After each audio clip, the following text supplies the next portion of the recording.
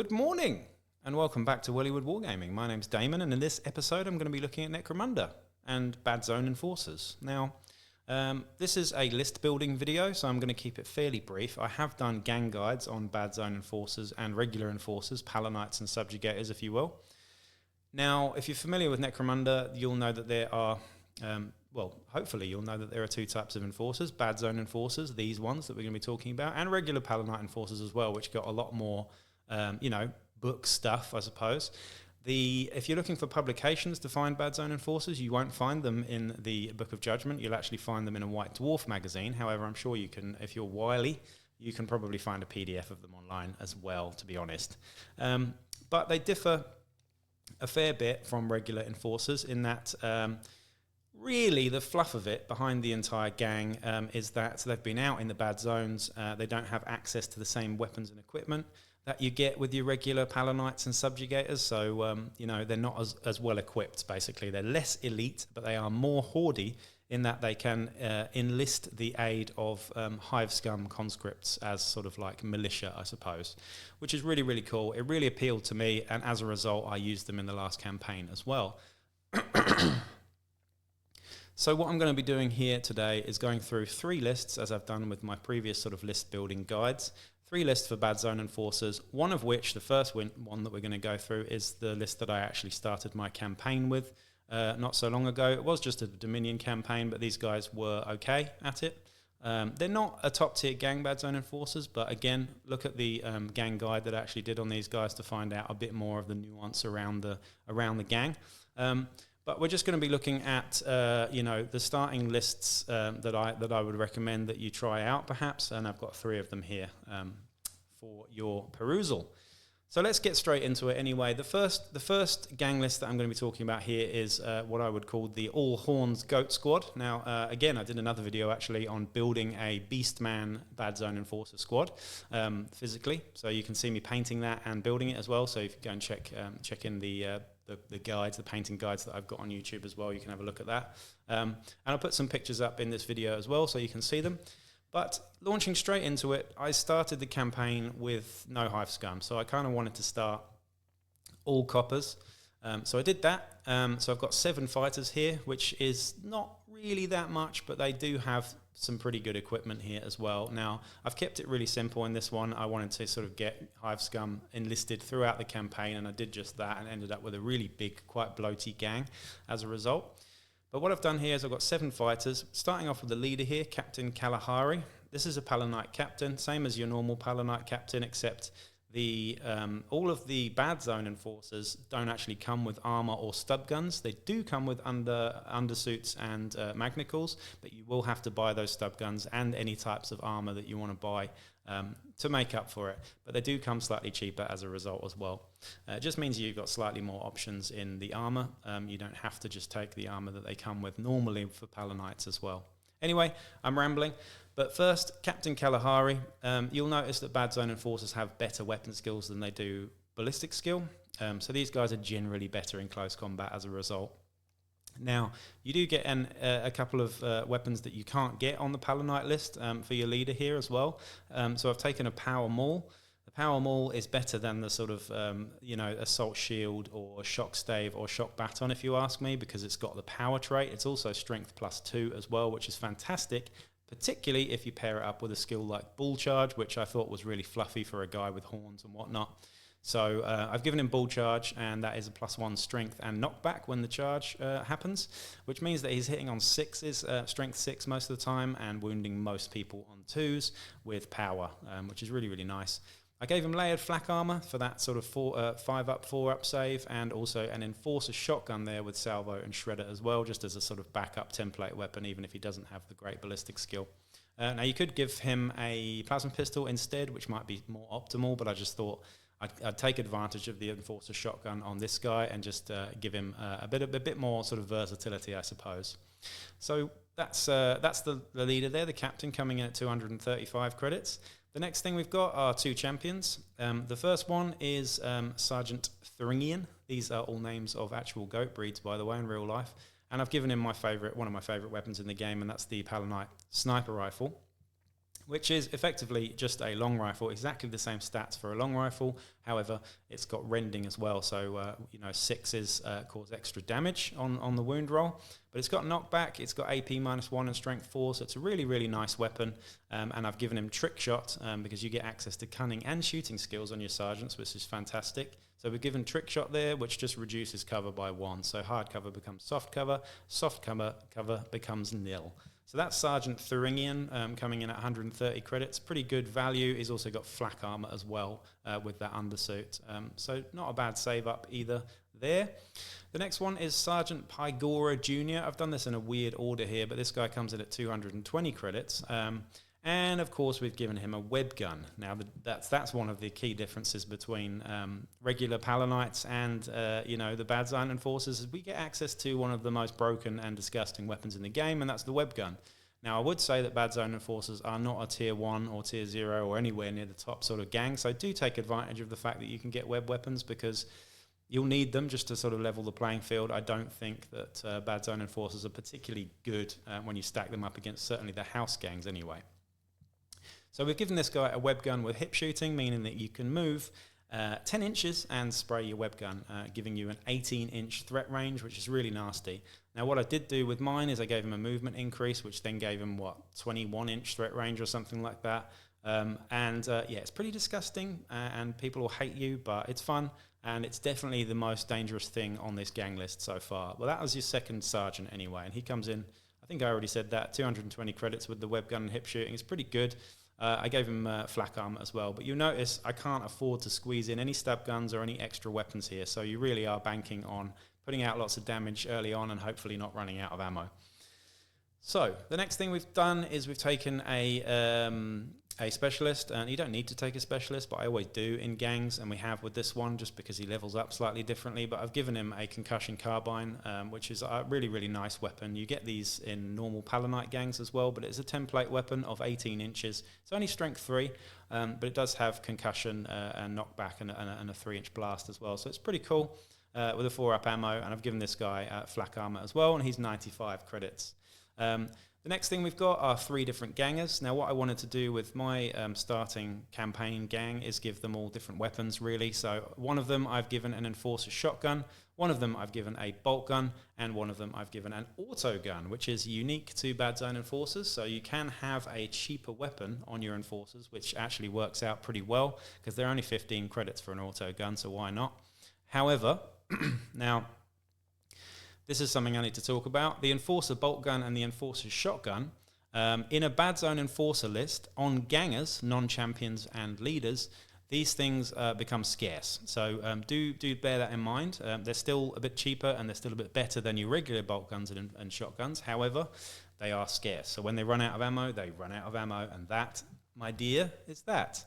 So that's my list. They've all got flak armor as well. 7 guys, and it was pretty good in the campaign, to be honest. Obviously, I needed some more bodies, so I got scum as quickly as I possibly could, with a range of things like auto guns, las guns, flails, stub guns, axes, and whatnot.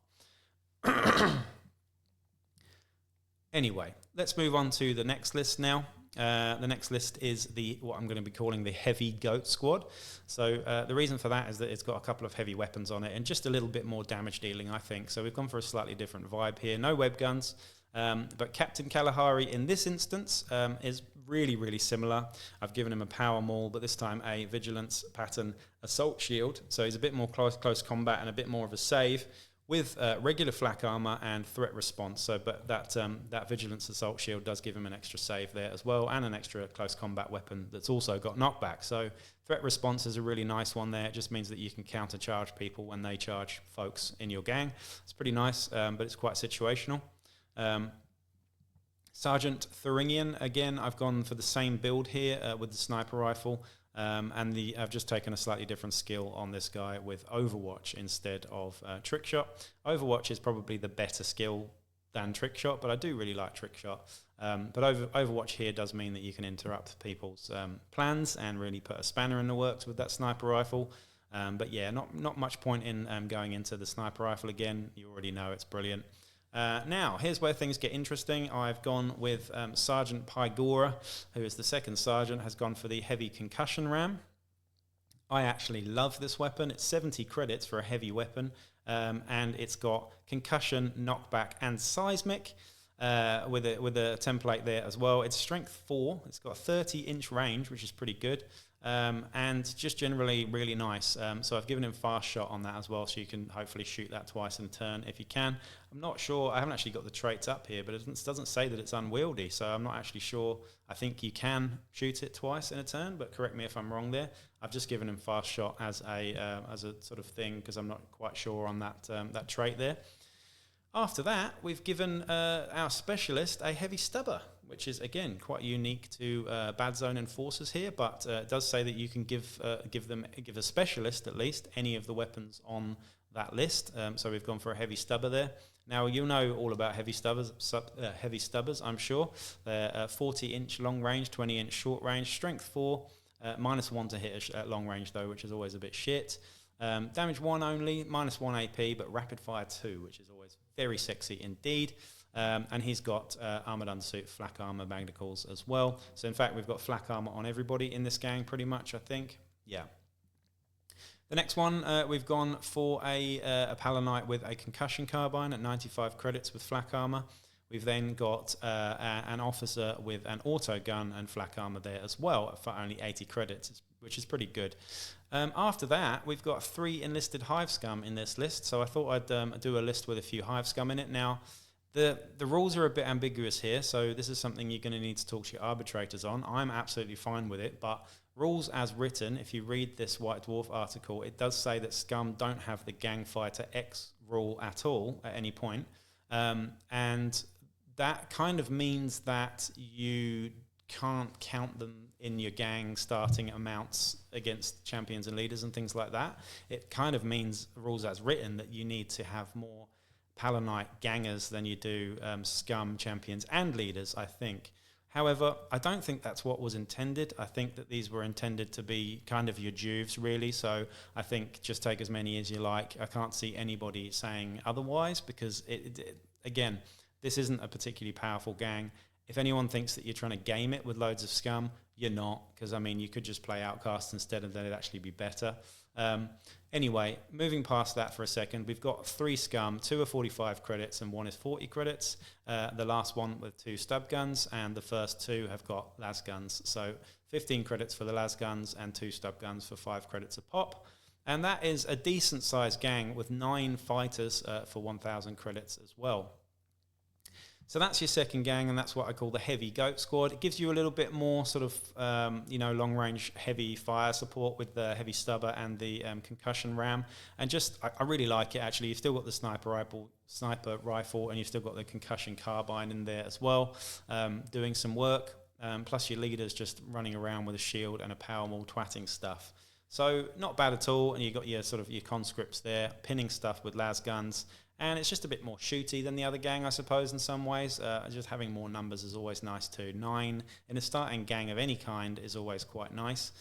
Anyway, moving on to the last gang here. And this one I'm going to be calling the Armoured Goat Squad, because this is taking advantage of the actual armour that you can get for these guys. So it's kind of trying to make them as subjugatory as possible.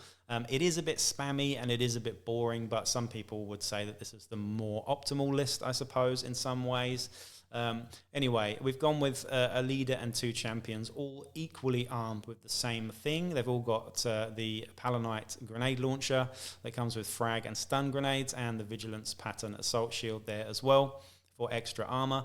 We've taken layered flak armor, which is slightly better than your regular flak armor. It gives basically mesh armor pretty much with the bonus against blasts. And in conjunction with the Vigilance shield, gives you a pretty decent save there as well. The leader has got threat response again, but the 2 sergeants have gone for fast shot on those grenade launchers, meaning that you can ping out an awful lot of shots each turn and really sort of castle up with these guys with their high armor, pinging out grenades whenever you like. And really doing some pretty big work there. You might want to buy some crack grenades at some point later on just to put out more damage, but the frag grenades will certainly do a lot of annoying work for you. Anyway, that's your sort of leadership group in this armored gang.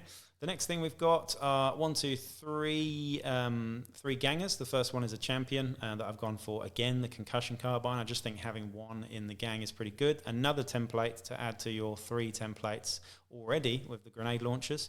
And then gone for 2 officers with auto guns for 90 credits. All of these guys, all of the Palanites have got, or should I say Badzone Enforcers have got layered flak armor instead of normal flak armor, meaning that layered flak armor with an armored undersuit is a 5 up that goes to a 4 up against blasts. It's pretty good, especially when you combine that with your shields, as I just mentioned. The next thing we've got is 2 very cheap scum, both equally armed with axes and stub guns for only 15 credits. That makes them 45 each. Very, very cheap. Axes are +1 strength with disarm, and then you've got a stub gun as well, which are great up close and personal at 6 inches at +2 to hit as well. And that is the third gang that I'm going to be talking about, and that's basically that. Again, sorry if that was a bit brief or if I'm sort of like overlooking anything there, but really this one is for those of you who've actually played the game a fair bit and are probably familiar with Badzone Enforcers. Again, please do go and look at those gang guides that I did, just so you can actually really see the differences between the 2 gangs. They play fairly differently. As I mentioned, the Badzone Enforcers are definitely more hoardy and a little bit more tricksy, I suppose, and more customizable. The main reason I think Badzone Enforcers are great is because of the the customization in the actual models and the painting and stuff that you can do with them there with scum and just sort of kit bashing kits together as I did with mine. That's the real appeal for me. Your regular enforcers, of course, your Palanites and subjugators are far more elite. You're going to have less guys with better equipment generally. So that's the sort of key differences. And if you're into the sort of narrative stuff, I'd say that these guys are slightly more fun to play and fun to be engaged with. But that's just me. Anyway, that's that for now. I'm going to be coming back with another video real soon anyway. But in the meantime, please do like, share, subscribe, and I'll catch you on the flip side. Peace out.